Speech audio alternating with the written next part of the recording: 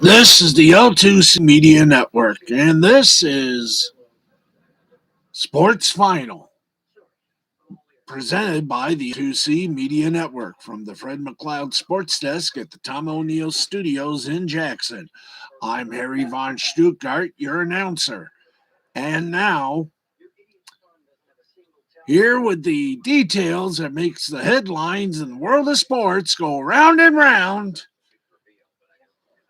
and has shiny sports balls, ladies and gentlemen, Steve the Baxman Baxley. Baxman, away. All right, thank you very much. And our camera cat has done a very excellent job. And why do I look pasty? There we go.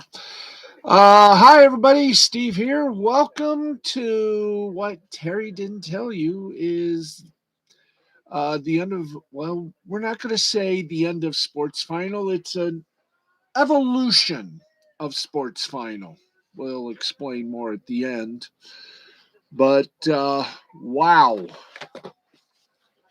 What a day of sports, including the, we're going to say the exhibition race of the season in a new location. That's right, in California. And I gotta, there we go. In California, of all places. Yes, let's put that up there. Thank you, Camera Cat. Okay, we got all that. Plus, maybe this will be a lesson to the IOC about giving the Olympics to a country where there are more problems than answers.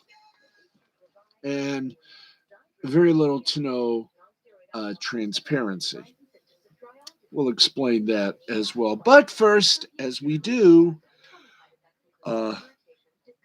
we give you the sports scores, and the sports scores are always presented by Caesars Sportsbook. Remember, we are all Caesars, but even Caesars know their limits. If you have a problem and you want to talk to somebody, please call the National Gambling Hotline at 1-800-522-4700. That's 1-800-522-4700.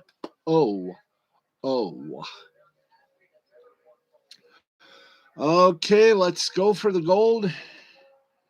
And yeah, let's go for the gold and see if we're still on. Yes, we are. Hello. Okay, everything's a final. And thus we begin. Let's go to it. Denver Nuggets over the try that again. Denver Nuggets over the Brooklyn Nets, 124-104. The Minnesota Timberwolves took care of the Detroit Pistons rather easily, 118-105. Philadelphia 76ers over the Chicago Bulls, 119-108. Dallas Mavericks over the Atlanta Hawks, 103-94. Boston Celtics over the Orlando Magic, 116-83. And if that's not enough, and it should be, we got more. Cleveland Cavaliers over the Indiana Pacers, 98-85. New Orleans Pelicans, in a Mardi Gras type atmosphere, defeat the Houston Rockets, 120-107. The defending NBA champs, the Milwaukee Bucks, defeated and deflated the LA Clippers, 137-113. And that's it for the NBA. But that is not it for our basketball. Little Shimento Poo-Poo de Foo-Foo. Let's get you ready for the ladies. That's right. It's time for ladies basketball. We're talking women and men's college basketball. The college hoops scoreboards are up now as we pump it up. Pump up the jam, pump it up. And that's what we're doing, folks. We're pumping up the jam. We got some great scores for you. Everything, as we said, is final.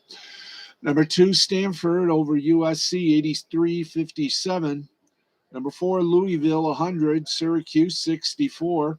Fifth ranked Indiana over Purdue 64-57.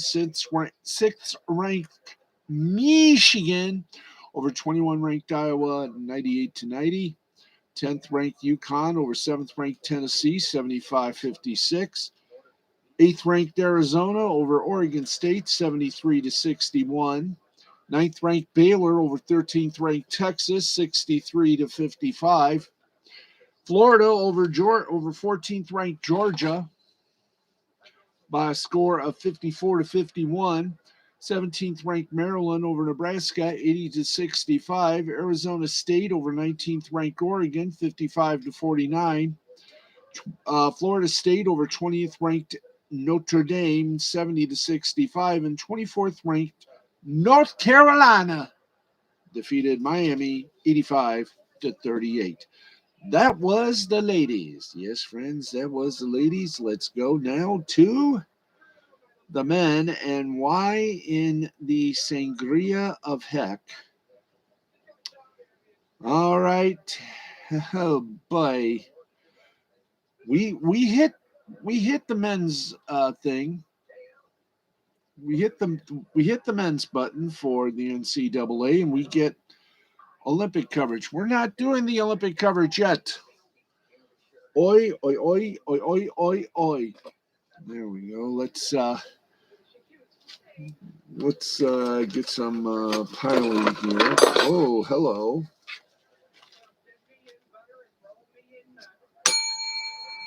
There we go, kids. Let's do one more. There we go. There we go. All right, let's get you with the gentlemen's game, and here we go. 6th ranked Houston beat Cincinnati 80-58. 15th ranked Providence beat Georgetown 71-52. And 16th ranked Ohio State over Maryland 82-67. And that, ladies and gentlemen, got it. And that, my friends, is the college basketball scoreboard, but not yet through with the other little tidbits that we got for you, because there is one league that we have left to pronounce, and that league just happens to be the G League. That's right. Let's hit up to the G League and get you all the action from tonight's schedule.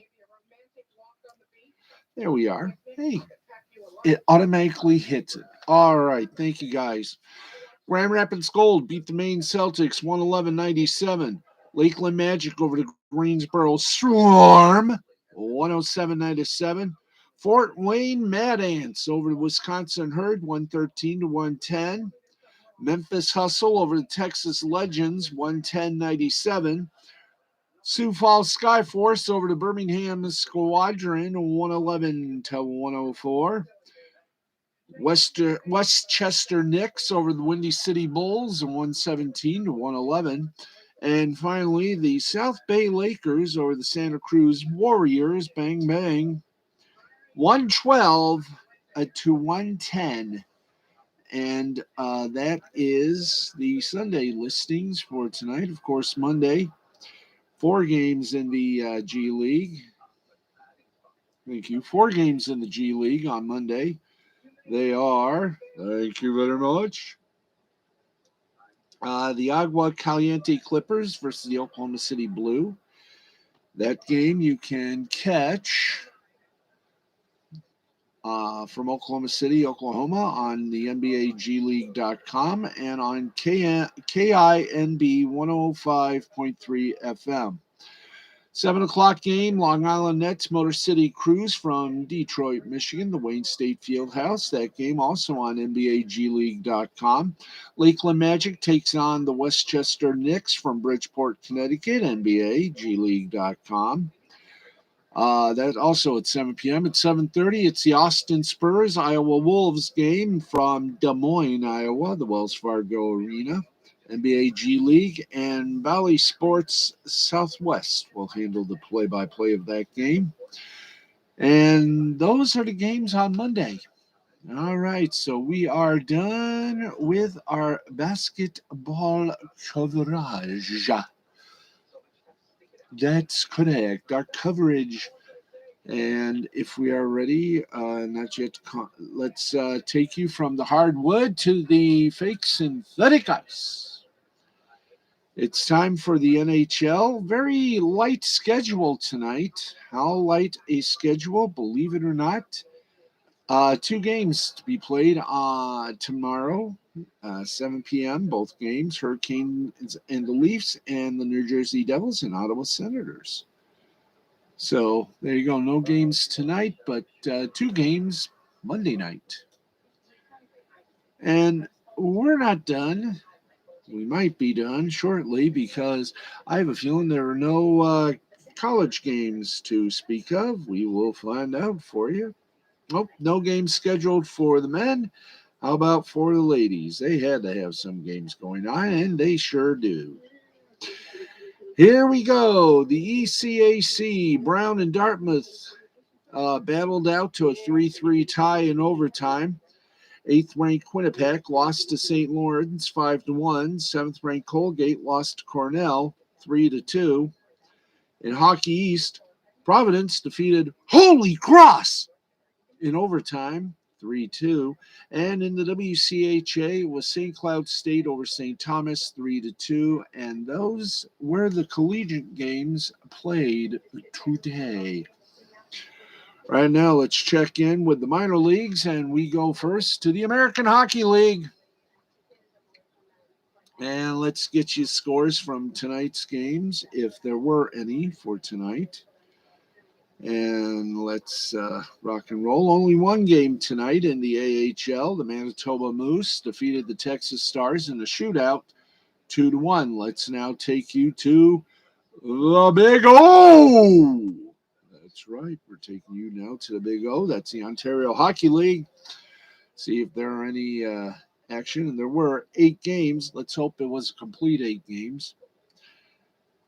North Bay over Kensington. Kingston. Thank you. Boop. North Bay over Kensington. Kingston. Kingston, Steve. Kingston. Thank you. Thank you. North Bay, Kingston. North Bay beat Kingston 5-2. London over Owen Sound 8-3. Ottawa over Niagara 5-2. The Sioux over Sudbury 6-3. Hamilton over Peterborough 7-3. And Saginaw over Erie 5-1.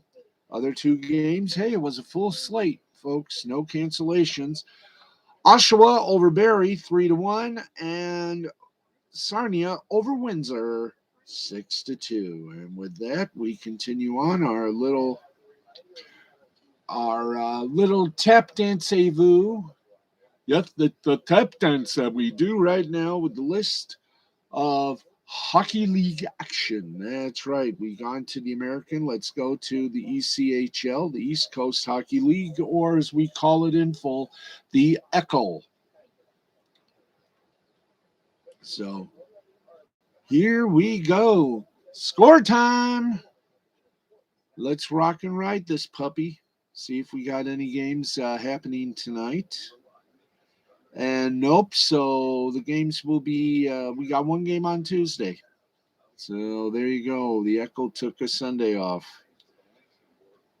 Okay, we go from the Echo to the Spiel, the Southern Professional Hockey League. Let's find out what's happening there. I know we forgot to do the music. So let's do that right now.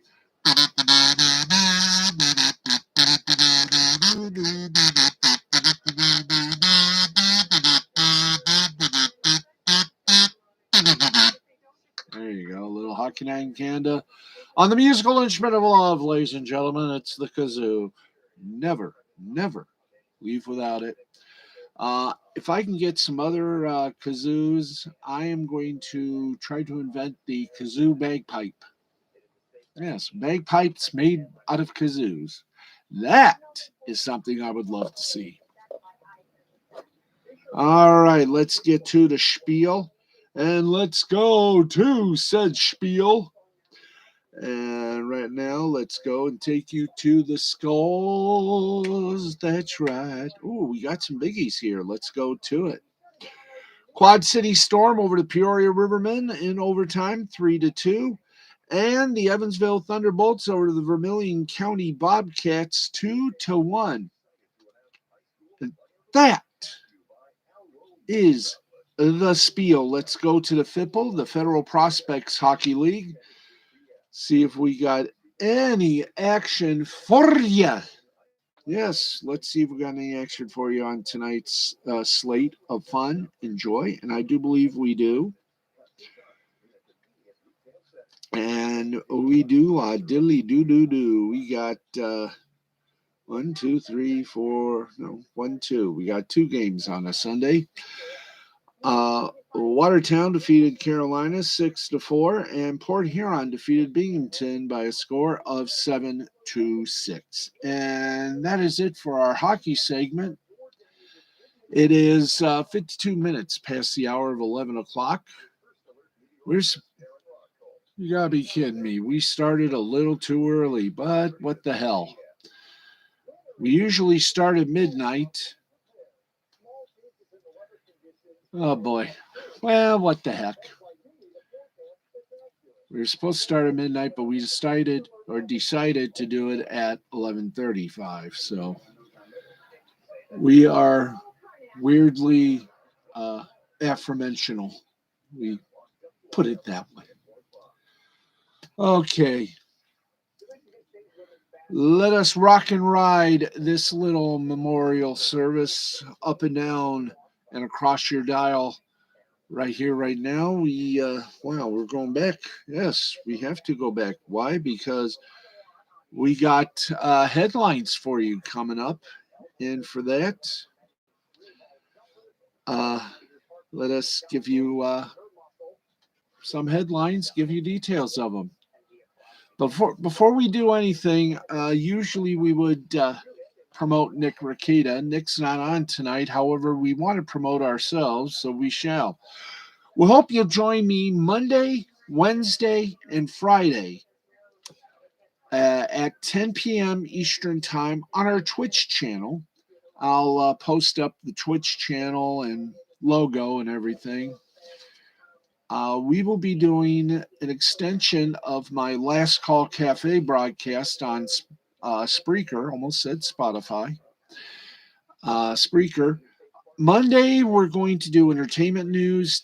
Wednesday, we're going to do pro wrestling. And on Friday, we do potpourri. So we hope you will join us Monday, Wednesday, and Friday nights, 10 p.m. Eastern, right on my Spreaker channel. You think I can? Oh, we'll give you the details of the Spreaker channel and such on Monday. And please join us Monday night at midnight for the extension and the evolution of Sports Final. We decided, hey, Mandy had the right idea, so we are calling our show Steve Sporty Balls. And like I said, it's going to be a evolution of Sports Final with sports and entertainment and just a lot of talk. No commercials yet, but we will not bore you. For God's sakes, we will never bore you. We will entertain you until you say, Uncle, as you wipe tears from your eyes after what we do. And believe me, it's going to be fun and hilarious. All right, now we're ready to give you. Hey, wait, you have a Spreaker channel? Aha, no. No, I don't have a Spreaker channel. No, we're doing. Hi, man. How are you, Matt? One of the equal hosts of our Spreaker podcast, Last Call Cafe. Once again, we have a Twitch channel now, and on Monday, Wednesday, and Fridays, you'll get us at 10 p.m. Eastern Time as we try to entertain you, and leave the informing to legitimate news organizations. We're going to have a lot of fun. Monday, Wednesday, Fridays, 10 p.m. Eastern Time. Wednesdays will be wrestling, Mondays will be sports, and Mondays will be entertainment. Wednesdays will be sports, and Friday it'll be potpourri, whatever the hell we can think of. And if you have Skype, boy oh boy, I'm going to test. Or if you got a Twitch account, you'll be able to join us in our little fun fest. That's right. You'll be able to join us in the fun and merriment, either on Skype on uh, or exactly on Twitch. We would love to hear from you. Anyway, let's keep going here. Um, the inaugural Busch Light Clash came back. That's right. Busch came back with the Busch Clash. And after years and years of having it in Daytona Beach, Florida, the scene has shifted and they may have found a permanent home now to the Los Angeles Olympic Coliseum, or in the other little bit of fun event, it is called the Los Angeles Memorial Olympic Coliseum. They host monster trucks, motocross. Yes, I am going to test that Monday morning around noon Eastern. I will do a test stream. If not, well, I'm going to try again. Might try with Streamlabs this time. Anyway, we'll do a test stream at noon Eastern time, Matt. You and I, and if Jay is able to, maybe he'll join in as El Brinico. But here we go, folks. At the end of a transformative NASCAR experience that took the city of Angels by storm, Joey Logano held off hard-charging pole winner Kyle Busch to triumph in Sunday's Busch Light Clash at the Coliseum. Logano got the lead on lap 116 moments before Kyle Larson retaliated against Justin Haley for earlier contact. Hi there. Where are we?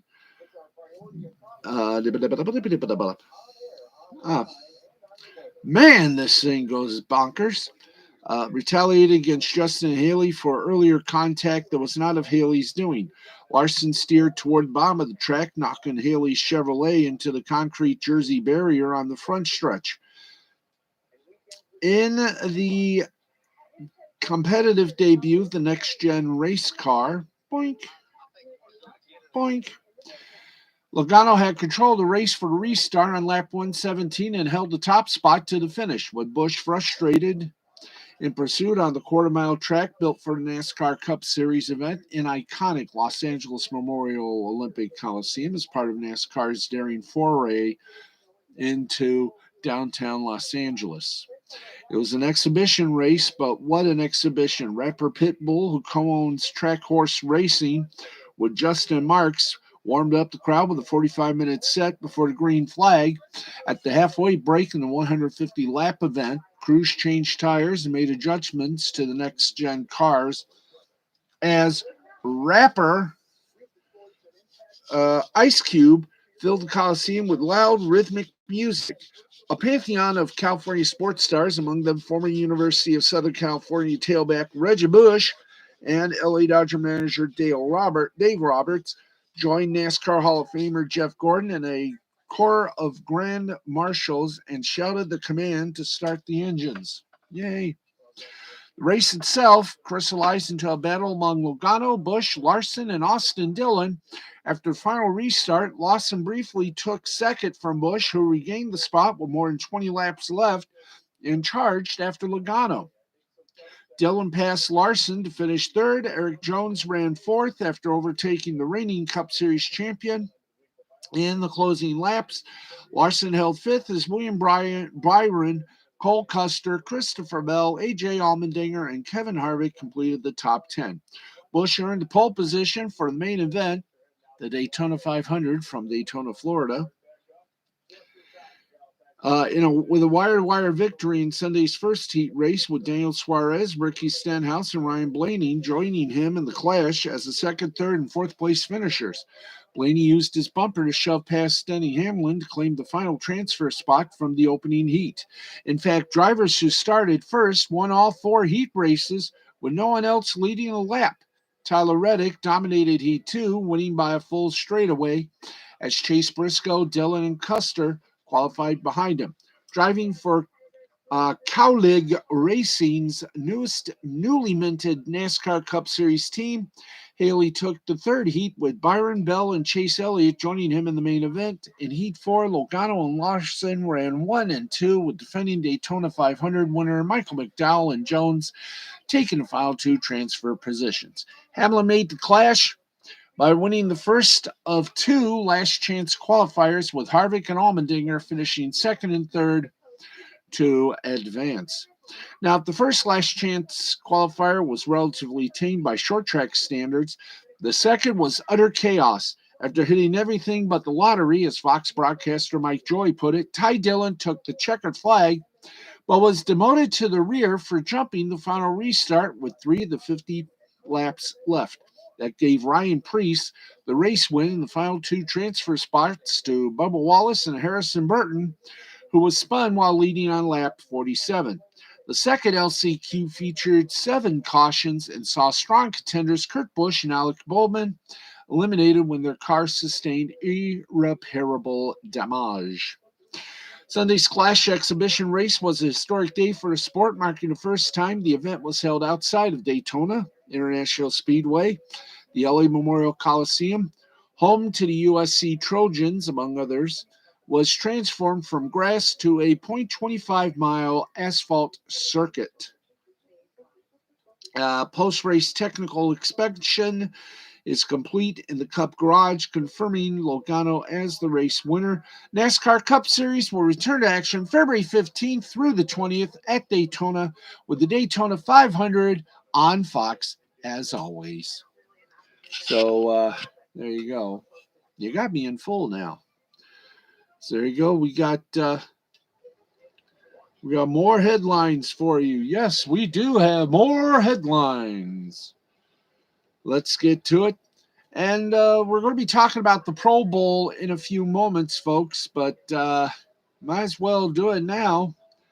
New Orleans Saints star running back Alvin Kamara was arrested in Vegas just hours after taking part in the 2022 Pro Bowl. Kamara's arrest was for battery, resulting in substantial bodily harm following an incident that allegedly took place in a nightclub one day prior. Officers were dispatched to a hospital early Saturday evening to speak with a victim who reported the battery. An investigation by the Las Vegas Metro Police Department determined that Kamara was the perpetrator. He was taken into custody on Sunday, transported to the Clark County Detention Center, and booked for battery. Wow. Kamara caught 4 passes for 23 yards in the NFC's 41-35 loss to the AFC on Sunday. The third-round pick in the 2017 NFL Draft out of Tennessee was playing in his 5th straight Pro Bowl. He recorded 1,337 yards from scrimmage and 9 touchdowns in 2021 despite missing 4 games due to injury. Wow. That was amazing. Okay. Let's get going with more. The Houston Texans. Let's go over here. The Houston Texans are one of 2 teams still looking for a new coach, and it's possible they may ultimately promote from within.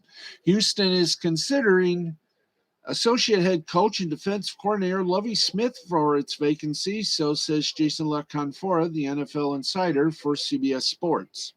Now, while the Texans strongly considered former quarterback Josh McCown for the job, LaCanfora reports the franchise has ultimately decided not to go in that direction. McCown does not have any coaching experience.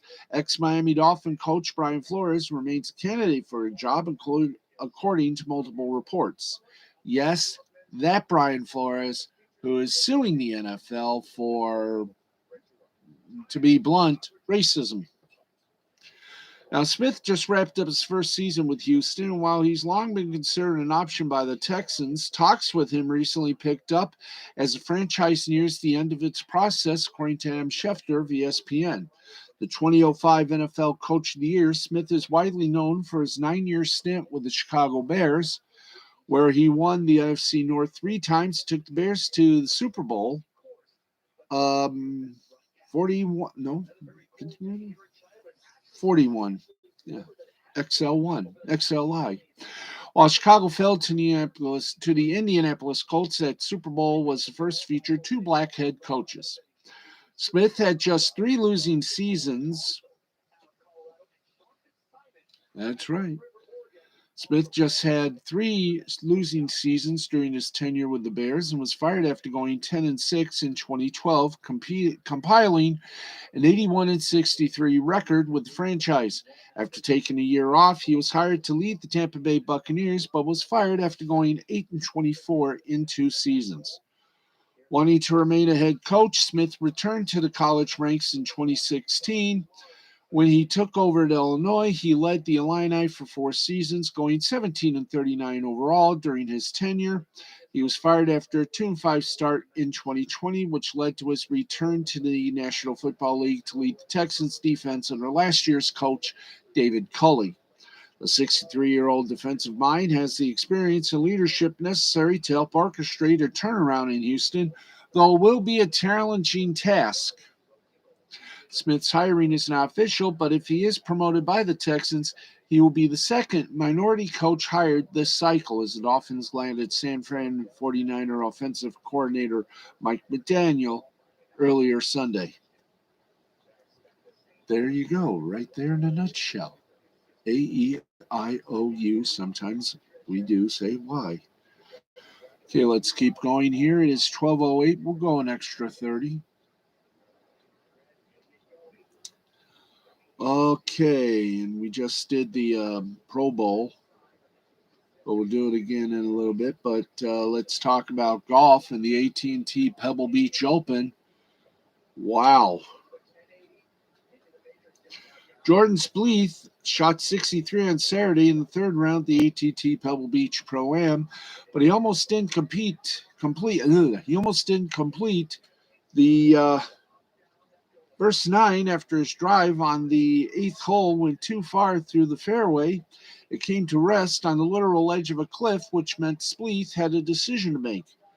He could take an unplayable, assume the penalty stroke, and drop away from the edge of the cliff, or he could hit it. Views on television made the decision seem easy, and yet Spieth went against what most would consider rationale and decided to hit it anyway. Wow. The par was a part of a 31 on the front to go with a 32 on the back that had him tied for 4th with 18 holes to go at a tournament that he dominated before. A year after he broke into the mix at Pebble Beach, he's right there again, just a stroke back the trio of Tom Hoge, Andrew Putnam, and Bill Hostler, who held the co-lead. So, you are probably asking yourself, as I know you are, somebody win? Well, yes, sir. Would you like to know that? Yes, you will, and you shall. In the end, however, Tom Hoge rolled. The 2022 AT&T Pebble Beach Pro-Am champion shot a closing 68 on Sunday to beat 3-time major winner Jordan Spieth by 2 strokes and win his first professional golf event since 2011. Hoge emerged from a pack that saw Spieth at the top of it for most of the day after making double at the 5th hole and going out in a pedestrian 36. He didn't make a mistake on the second 9, shot 32 and ran down somebody who looked like he was going to cruise to his second title in the last 6 years on this course. Hoge's iron play on the second 9 was brilliant. 41-yard approach on number 16 to 9 inches, but he found all 9 greens in regulation, 7 of those approaches inside 20 feet. He gained 2 0.3 strokes on approach shots on those 9 holes alone, and of course, he buried one of the 2 approaches he hit outside 20 feet. That one came on a 22-foot birdie at the par 3 17th, which Spieth had just bogeyed in front of him. Buoyed by a one-stroke lead, Hogue made it 2 with a monster putt and strode to the closing hole, which he parred for the victory. Winning in professional golf is an extremely difficult thing to do. It can be said all the time, but we're not sure we can possibly say it enough. After his win at the Canadian Tour Players Cup and his second OWGR start in 2011, Hogue lost his next 285 starts before Sunday at Pebble. More recently, though, the trend had been good. 2 top 5s in his last 4 starts, including a solo second in the American Express a few weeks ago. A career grinder, Hogue just cashed in one of his best opportunities, beating Spieth to get his first ever PGA Tour victory and the golden ticket to the Masters in April. The trajectory of his career looks consistent and solid, but what he did on Sunday at Pebble Beach with Spieth staring him down is a lot more difficult than he made it look. So congratulations, Tom Hogue, for a job well done. Okay, we keep going. We keep going. We'll go to about 12:40. That should quell everybody into happiness.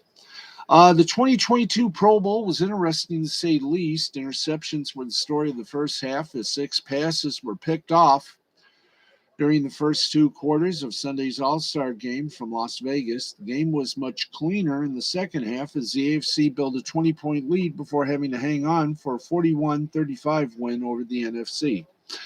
In a high-scoring first half, the AFC took a 28-21 lead on the strength of 2 defensive scores and 2 touchdown passes from Justin Herbert to Mark Andrews. Touchdowns by Hunter Renfrow and Stephon Diggs stretched the AFC's lead to 20 points, entering the game's final stanza.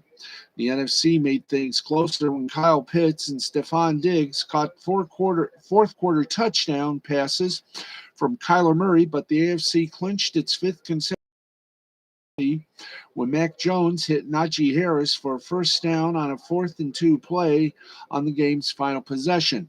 In a wild first half, both teams tried to take advantage of the Pro Bowl's rule, allowing teams go for it on 4th and 15 from their own 25-yard line after scoring a touchdown, but there was not a single conversion in 7 first-half attempts.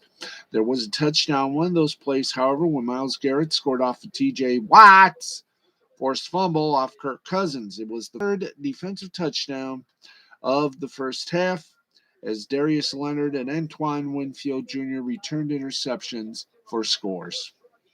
And a month following their epic Week 18 showdown, Raiders pass rusher Max Crosby and Chargers quarterback Justin Herbert were named the Pro Bowl's defensive and offensive MVPs. Crosby tallied 2 sacks, 3 pass breakups, and 5 tackles. Herbert played in his first Pro Bowl, engineered the AFC's first 2 scoring drives. And with Crosby bearing down on him, Murray stood tall before lofting his deep pass to Mike Evans, who caught Murray's pass over Raiders linebacker Denzel Perryman. Huzzah! As we call it, huzzah! And there we go. Boop. Good.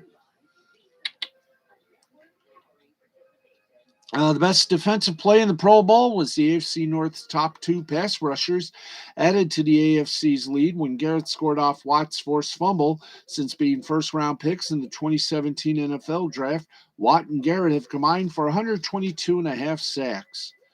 There was a new rule changes. One of the main reasons to watch Pro Bowl this year had to do with new rules. It's possible some of these methods could be adopted for the regular season and or playoffs in the future. There were no kickoffs as drives started from the 25-yard line. Offenses needed a tight end and running back on the field at all times. And for the defense, no nickel or dime packages were allowed, plus no blitzing. However, the headline for changes this year was the spot and choose method. Here's how it works. The head coach or captain of the visiting team calls heads or tails, And the winner of the toss will choose one of two options. Spot, place the ball on the field for the first play of the first quarter, including the designation of direction, or choose. Decide whether to start on offense or defense from the other team's designated spot or direction. Not bad. Also in the rules, the 4th and 15 alternative replaced the onside kick in the Pro Bowl yet again. After the extra point attempt or 2-point conversion attempt following a touchdown, teams either elected to have their opponent take over possession on its own 25-yard line, or they can attempt a 4th and 15 from their own 25-yard line to keep possession. However, if they fail to convert the first down, the opposing team takes over from the spot the play ended. The AFC and NFC didn't treat this 4th and 15 alternative like an onside kick, as they elected to try the 15-yard play more often than not. Both teams attempted a total of 8 4th and 15s and didn't convert a single one. So it was actually an entertaining Pro Bowl this year. Shocking to believe. Indeed. Very shocking. You know what? We may not have to go the extra mile. But we might do so. You just all got to stay tuned. Okay, let's go to some media bites. And here we go. One of the options to obtain a multi-channel video package is now requiring more of a commitment.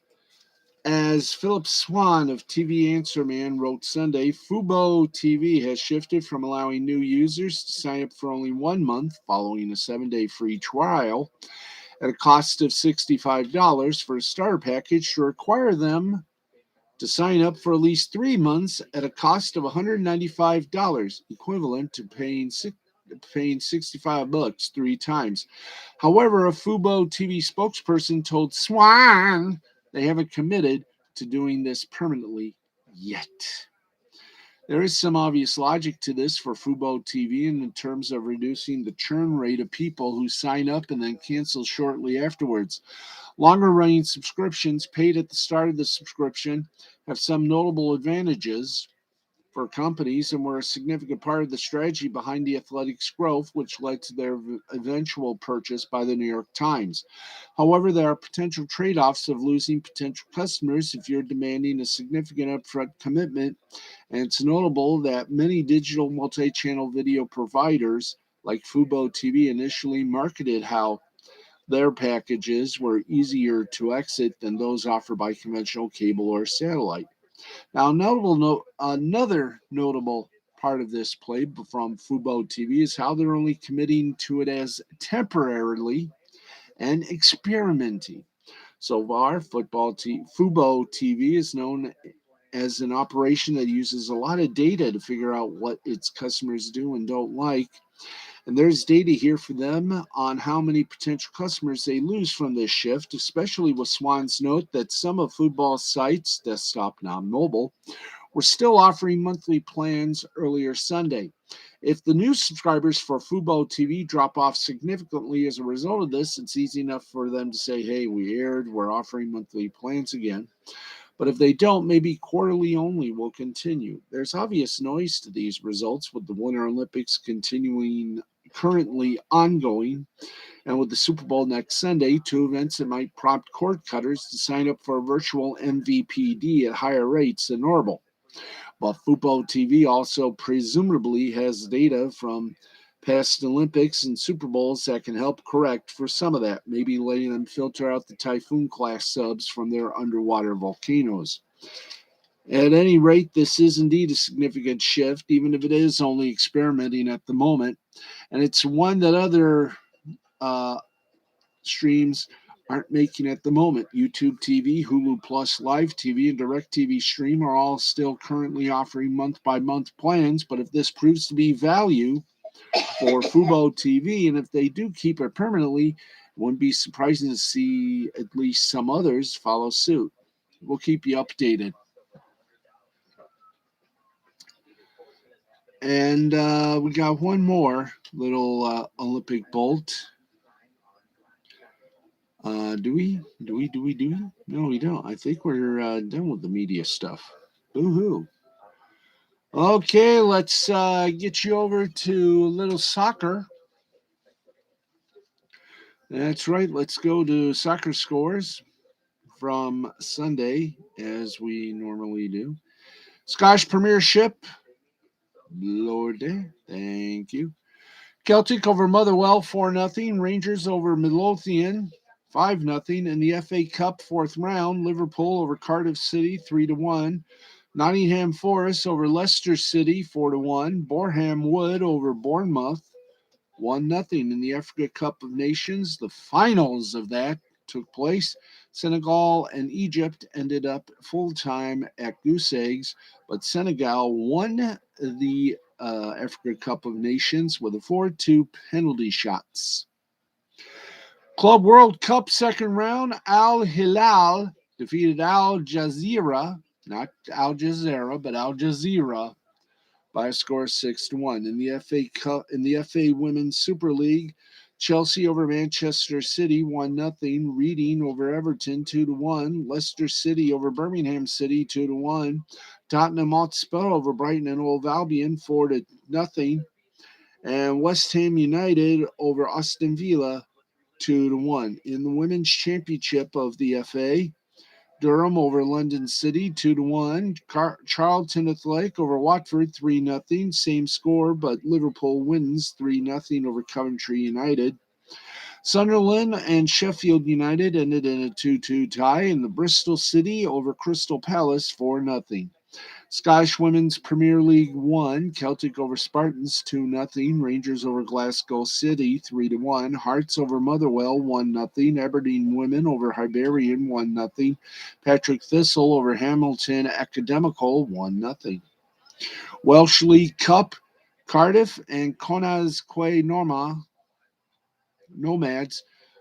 ended up in full time at Goose Eggs, but Connah's Quay Nomads won 10-9 on penalties. Spanish La Liga action was Valencia and Real Sociedad scoreless. Barcelona over Atletico Madrid by a score of 4-2. Villarreal over Real Betis 2-0. Real Madrid over Granada 1-0. In Das Bundesliga, it was Bayer Leverkusen over Borussia Dortmund 5-2. Wolfsburg over Greuther Fürth 4-1. Italian Cities A action, Cagliari over Atalanta 2-1. Bologna and Empoli tied at 0. Sampdoria 4, Sassuolo 0. Napoli 2, Venezia 0. Udinese 2, Torino 0. Juventus 2, Hellas Verona 0. French League 2 action had Lorient over Lens 2-0. Clermont over Nice 1-0 or Nice. Reims over Bordeaux 5-0. Strasbourg over Nantes 1-0. Troyes and Metz tied at 0. Rennes over Brest 2-0. And Paris Saint-Germain over Lille 5-1. In the Australian A-League, Wellington over MacArthur 3-1. And we say that is that for that. So we continue, though, with our Olympic coverage briefly, as we do. Yes, sir, we do the Olympics, but we do it our own little unique way.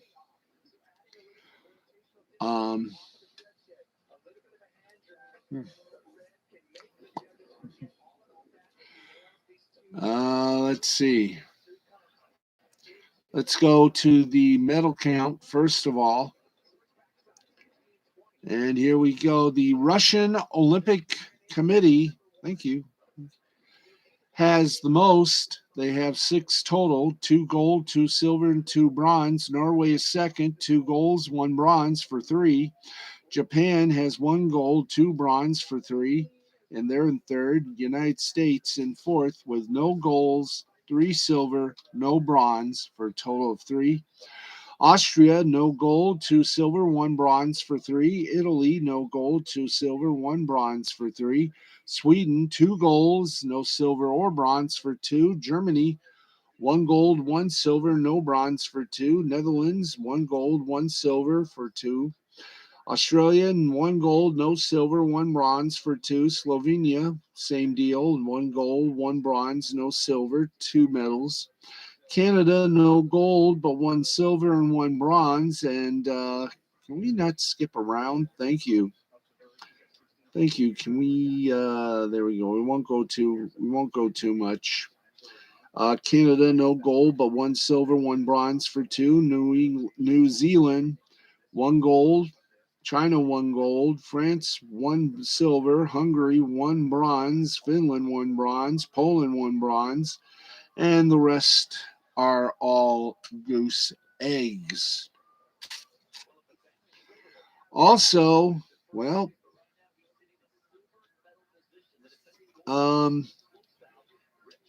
wow. What can we say? But this has been a literal disaster. These Olympics in Beijing are due to COVID. And wow, what can we say that has been said before? The Associated Press. Not enough food and edible. Let's try that. Not enough food and edible. Can we stop skipping? Not enough food and edible meals, no training equipment. Some Olympic athletes unlucky enough to test positive for the coronavirus at the Beijing Olympics feel their quarantine conditions are making a bad situation much worse. Russian biathlon competitor Valeria Vaznesova posted on Instagram from one of Beijing's so-called quarantine hotels. My stomach hurts. I'm very pale and I have huge black circles around my eyes. I want this all to end. I cry every day. I'm very tired. Now, her problem wasn't with any symptoms of the virus, it was the food. But as they say, that was then. But now, um, the teams, all the teams have started going public with criticism. Chinese government doesn't like that. After Eric Frenzel, 3-time gold medalist in the Nordic combined, tested positive, the German delegation head, Dirk Schimmelfennig, lambasted the unreasonable living conditions. Germany wants larger, more hygienic rooms and more regular food deliveries so athletes who are eventually released are still fit to compete. The pressure can pay off. Belgian skeleton racer Kim Meulemans was brought back from a quarantine hotel to isolate in the athlete's village after she made a tearful post on social media. Her main gripe was a lack of information.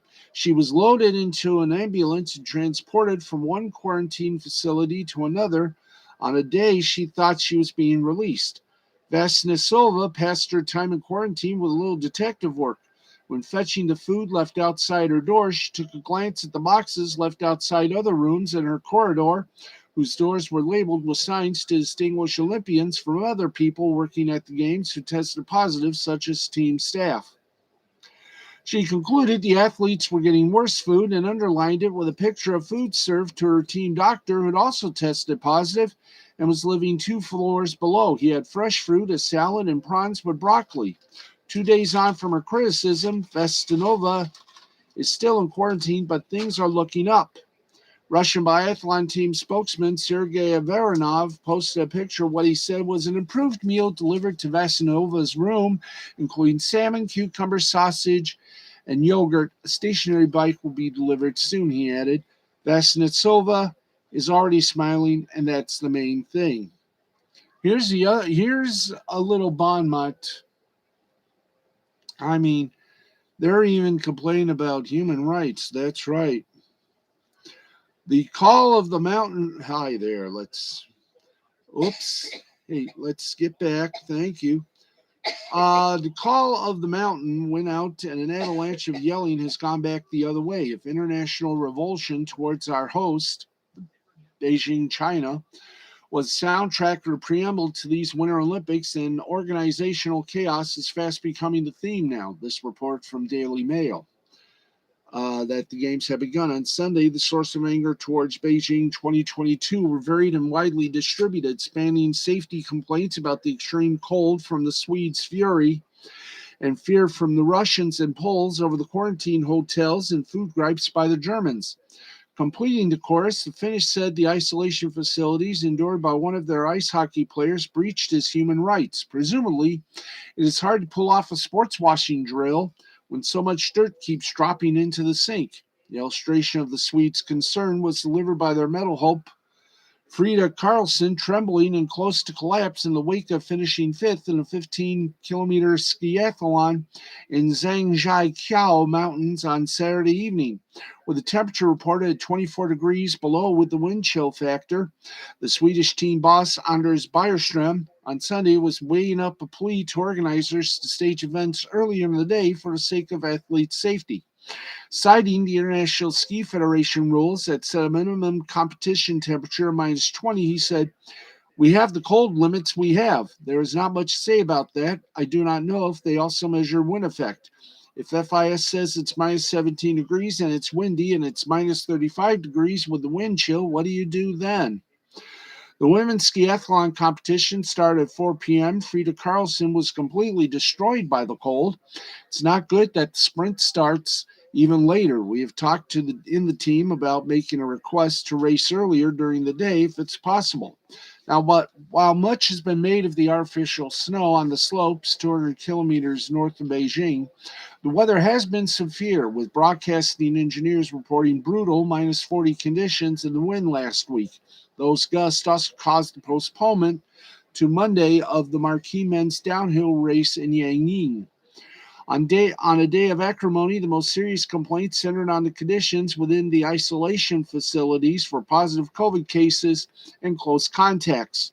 More than 350 game participants, including dozens of athletes, had so far tested positive since January 23rd, with a seemingly inconsistent application of where the time is served prior to release, with two negative tests 24 hours apart. Some athletes are able to wait out their isolation in the athletes' village, with others taken to harsher quarantine hotels. In one instance, Jukka Jalonen, the coach of the Finnish men's hockey team, accused China of not respecting the players' human rights, saying Marco Antila was kept in isolation for no reason.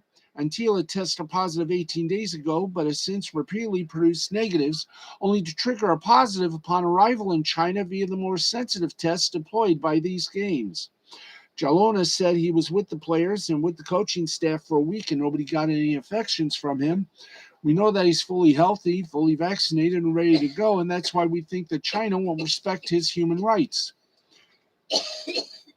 From a medical perspective, we know that a person like this is no longer infectious. These isolation decisions are not based on medical or science. It's more cultural and political decisions.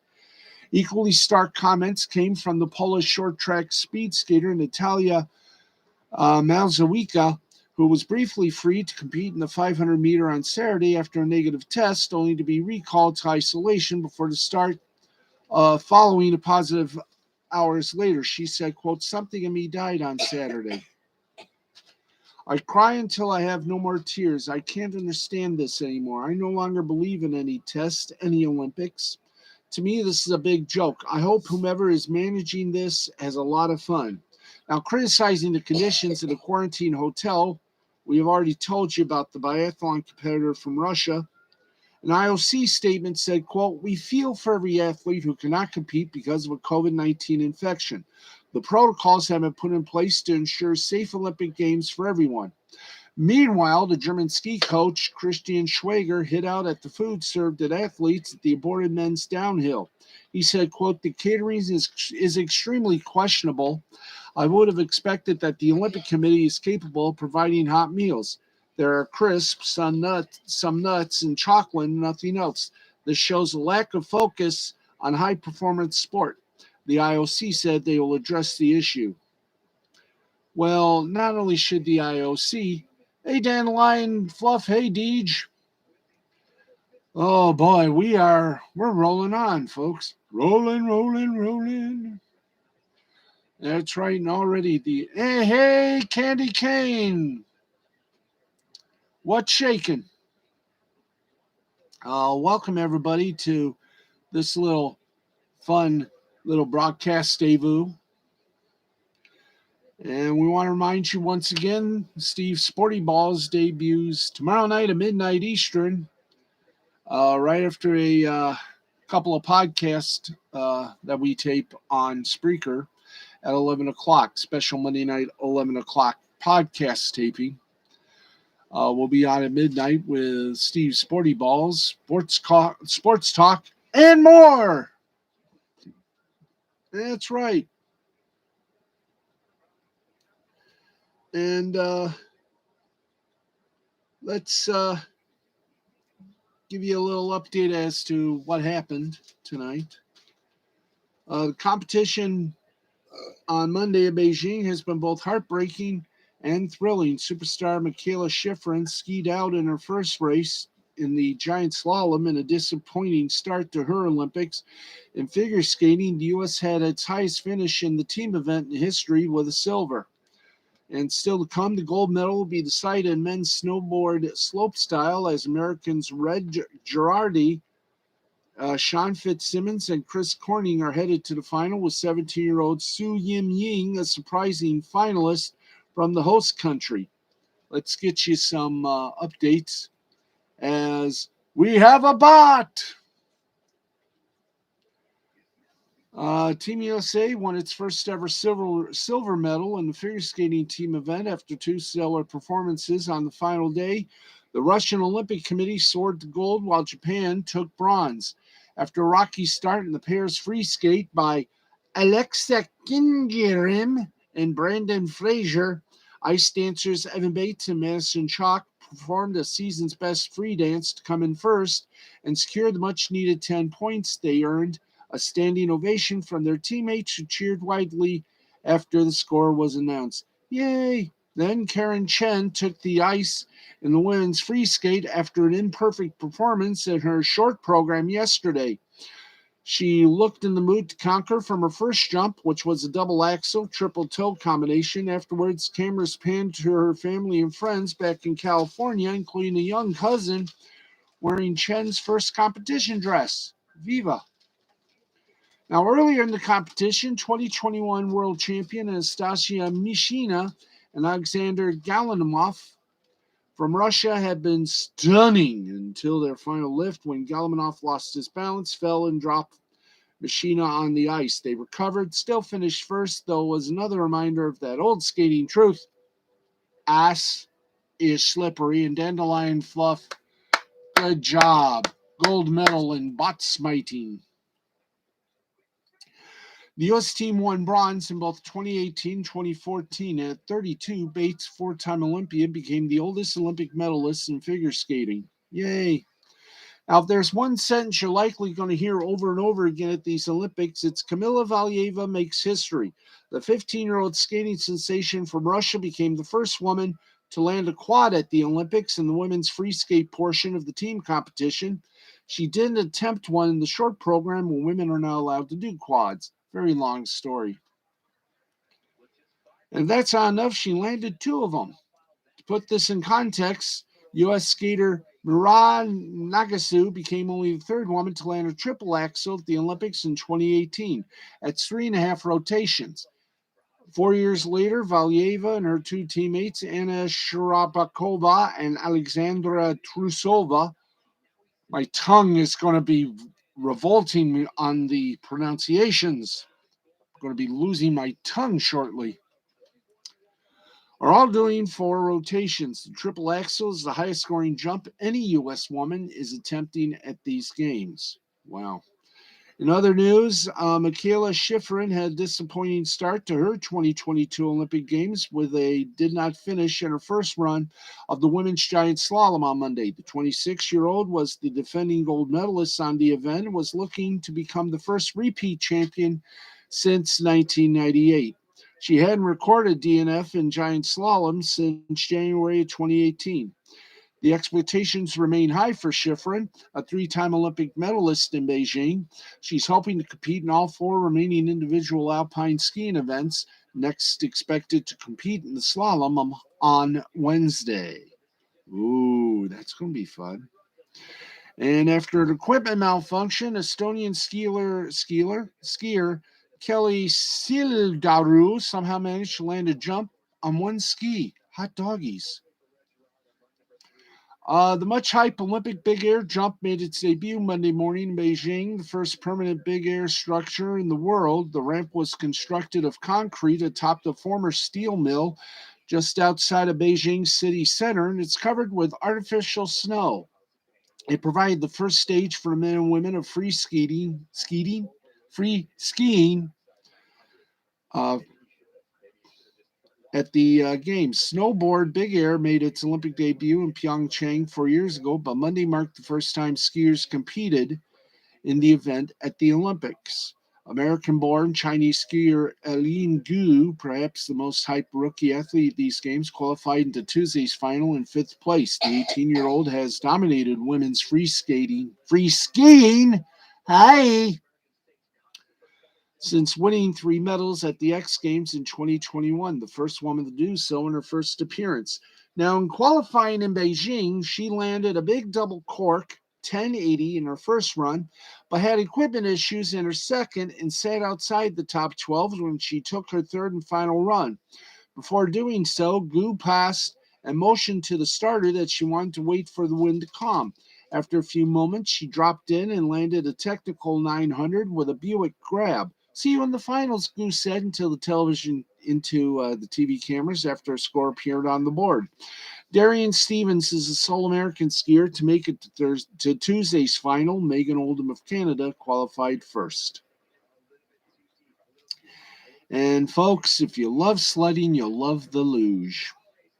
It's a lot like sledding except at 80 miles per hour. Yay. Let's see. We already mentioned these guys. Yeah, that's about that. That indeed does it for the Winter Olympics report for tonight. Yay! Extra points for landing on one ski, extra difficulty. Ah, yes, I do agree. So, huzzah. Huzzah, huzzee, huzzooz. And bibbity bobbity boos. Okay, we got one more little bon mot of sophistication to give you as I try to straighten out my hair. It grows good, it just needs to be tamed. So let's get to our final segment before I can do my commentary, and then we will all sing Jingle Bells. No, actually, we'll all do a chorus of Thank God the weekend is almost over. Okay, we already mentioned the Bundesliga. We already mentioned Italy. We already mentioned Spain. Okay. In Italian basketball, Pesaro defeated Cremona 93 to 87. Brescia over Fortitudo Bologna 93-86. Brindisi over Reggiana 89-75. Virtus Bologna over Varis 81-80. In Spain, Bilbao over Manresa 89-82. Valencia by 1 over Real Madrid 94-93. Fuenlabrada over Hair can never be tamed. This is true. My hair since the age of 6 could never be trained. It can be whipped, but it can never be trained. Oh yes, I like this one better. Okay, Spain. Barcelona over Obradorio Cab. I like to call an Obradorio Cab. Hey, how are you? There we go. Doo-doo-doo. 83-67. Tenerife over Murica 87-71. Fuenlabrada over Baskonia 84-70. And the other two I just did. In women's hockey in the Olympics, after penalty shots, China defeated Japan 2-1. USA smited Switzerland 8-0. That means our chocolate is going to be really high up. And in the 19th minute of the first period, The Canadian women lead the Russian Olympic Committee 2-0. In the Czech Republic with hockey, in overtime, it was Litvinov over Karlovy Vary 4-3. Liberec over Malada Bolsa 4-3. Vitkovice over Pardubice 4-1 Abyss. Mountfield HK over Zilin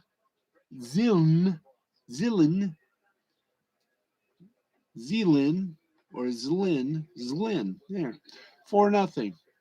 In the cricket world, India won by 6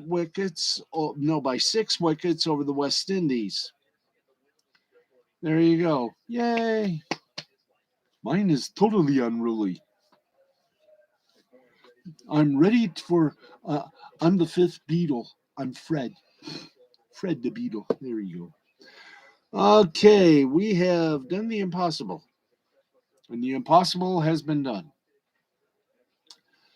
So, while we have this moment of insanity, let's do a little entertainment news. And oh boy, oh joy, forever love. Here we go. The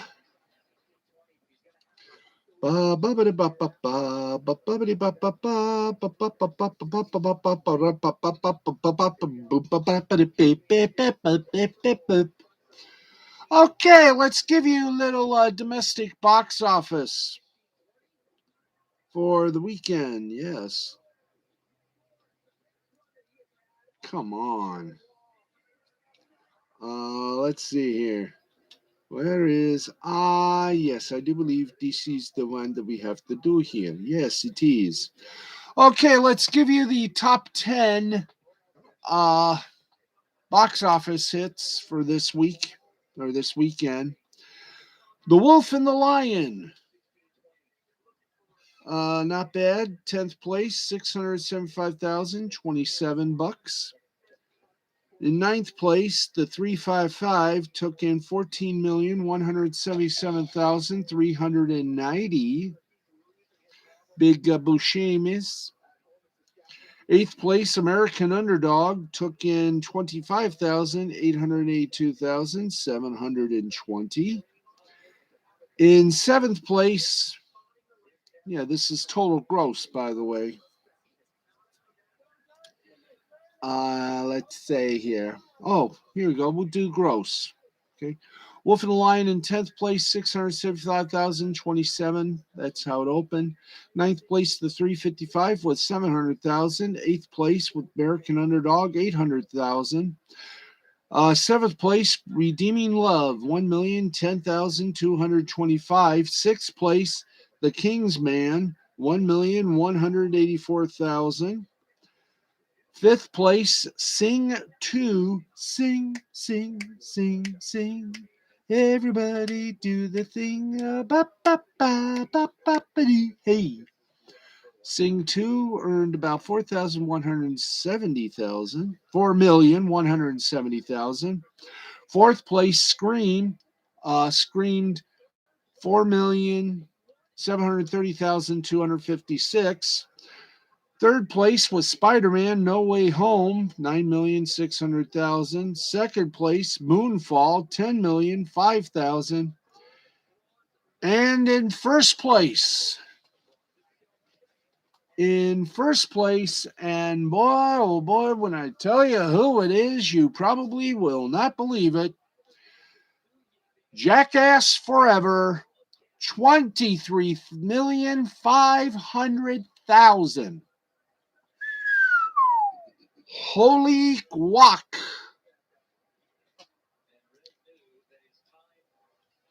So, Jackass Forever continues to make the critics' lives. No, so I guess the gang at Jackass are continuing to make every movie critic's life a virtual hell. 23,500,000. And it opened in 3,604 theaters across la nation. So Jackass Forever, congratulations. This definitely means that the entire movie business has died. But congratulations. Congratulations to Jackass. Congratulations. Okay, let's continue. Yes, friends, we do continue. Here are the ratings, by the way, for those of you that care. The opening ceremonies were not good for NBC Universal. They fell from 2018 in the early numbers. They lost about 50% of viewers. Well, of course, they aired it live from 6:30 a.m. Chinese authorities interrupted Look, gotta get new teeth. Chinese, they call it Chinese authorities. I call it the Chinese censor police. Interrupted just a Dutch journalist live report in the Winter Olympics Friday, dragging him off camera. If we can get rid of the ads. Let's see. Chinese authorities dragging him off camera and creating confusion as to why his broadcast was halted. The live stand-up outside the National Stadium saw Jordan Das, correspondent for Dutch outlet Nos News, Nosnieuws, manhandled by a volunteer security guard in plain clothes and a red armband. I like to call that the censor police. The officer stopped his attempt to continue yelling over him and forcing him to stop. Several other guards watched the incident standing nearby, but it was unclear as to why the broadcast was stopped.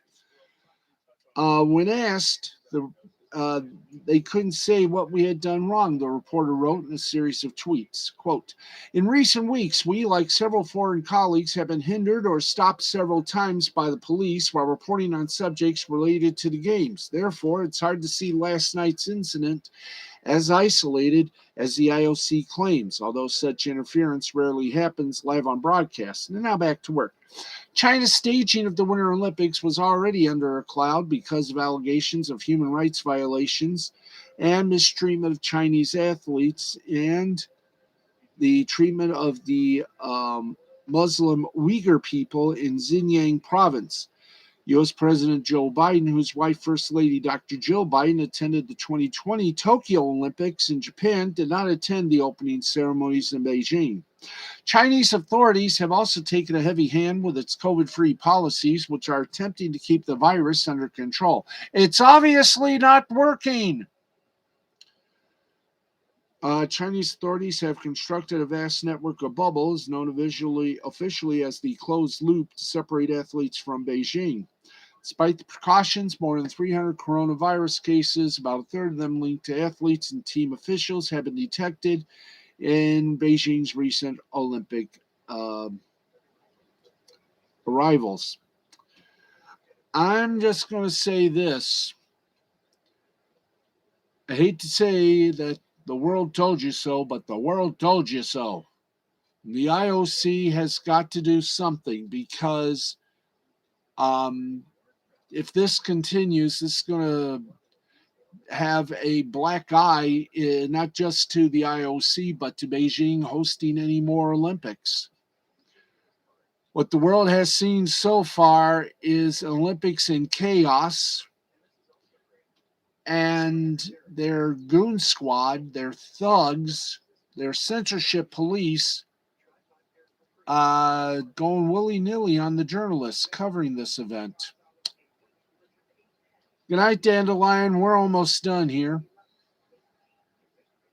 Anyway, I just want to say to the International Olympic Committee, maybe next time you award an Olympics, you better vet the country first. Make sure that there's nothing wrong, nothing that'll give the Olympics a bad name. I mean, giving it to Beijing, I'm sorry, that was the worst move you can ever make, and it shows. So maybe next time when you award an Olympics, be it winter or summer, do a better job of vetting. Okay. And to Mike Tirico, good luck doing the Super Bowl. We know you had to leave early. Obviously, you did the right thing. You're leaving early, so the rest of the Olympics will be done coverage-wise from Stamford, Connecticut, the headquarters of NBC Sports Group.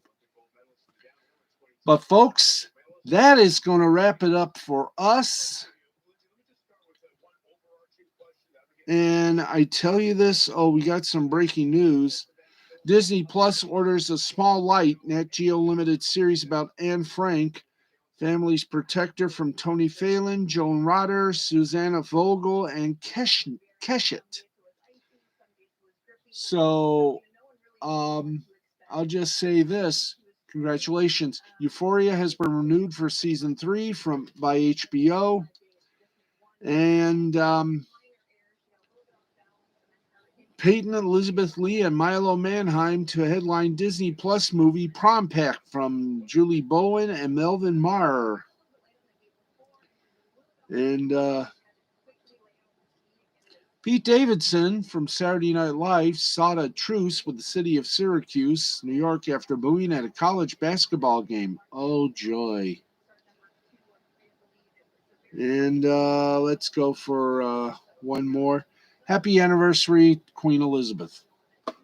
And folks, with 3 minutes left in our broadcast, we have done the impossible, and we're going to do the improbable.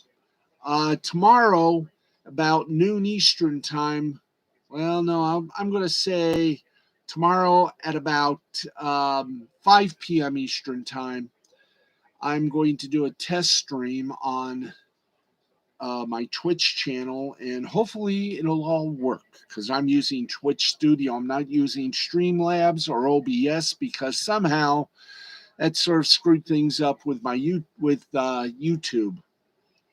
So maybe Streamlabs won't screw up, or maybe Twitch Studio won't screw up. I know it won't screw up the YouTube channel, but well, it's going to be a fun week, and we hope you'll be with us for each of them. Don't forget, we start the evolution of Sports Final. Steve Sporty Balls, thank you, Mandy Summers, for the name suggestion. It's going to be Sports and More here on the YouTube channel. You'll love the logo and everything else. And don't worry, there are sports balls. So we're all happy about the logo. Trust us, you will be too. Thanks, everybody, for watching. Thanks for continuing your support. We will be back tomorrow night at midnight Eastern for another fun-filled edition of, well, for our first fun-filled edition of the Sports Final, or as it's now going to be known, Steve's Sporty Balls. I am Steve, the Bexman Baxley. Thank you for joining us, and we hope you'll join us Monday night for more fun, more excitement, and more sporty balls. Until then, have a great night, everybody. We'll talk to you tomorrow at midnight. This has been a presentation of Mystifying Creativity Productions in association with the L2C Media Network and L2C Sports. See you at midnight tomorrow night. Good night, everybody.